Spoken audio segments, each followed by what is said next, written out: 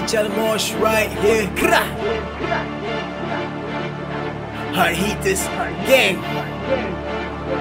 Let's get it. Rest in peace pada hati, rest in peace pada free kemanusiaan. Free my curse E-Black. Let's get it. Aku belum buta, hamba lagi bisu. Aku berontak bila aku rasa perlu. Bagi yang emosi, boleh sediakan tisu. Ini bukan cerita Black Hawk Down Mogadishu. Tak kala orang-orang macam aku digari, tak buat salah tapi tetap kami dijari. Fuck the up, mereka banyak makan bersuap. Kerja hanya suku hari, lebih banyak menguap. So, rest in peace pada kaki kencing. Sistem kau cipta tak seimbang, even simbol dah ceng-hancing. Aku tak nak jadi anjing suruhan, aku masih ada Tuhan. Dan sementara di jalanan jarum suntikan bergelimpangan, ramai dari kalangan aku tewas di persimpangan.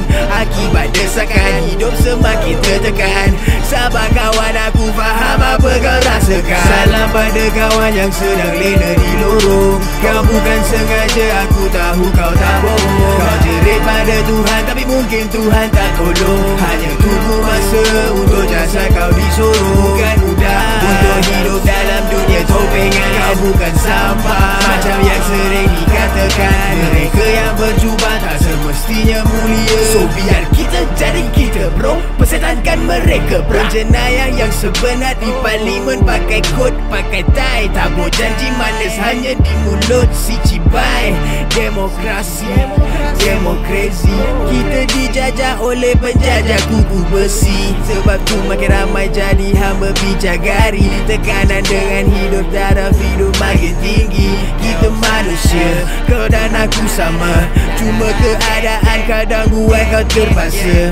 Biar orang anggap kita sampah, sumpah.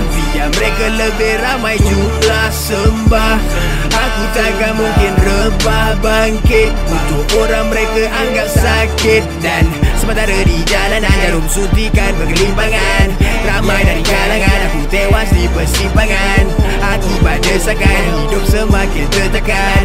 Sabar kawan, aku faham apa kau rasakan. Salam pada kawan yang sedang lena di lorong. Kau bukan sengaja, aku tahu kau tak bohong. Kau jerit pada Tuhan tapi mungkin Tuhan tak tolong. Hanya tunggu masa untuk jasa kau disorong. Bukan mudah untuk hidup dalam dunia topengan. Kau bukan sampah macam yang sering dikatakan. Mereka yang berjubah tak semestinya mulia. So biar kita jadi kita bro, persetankan mereka bra.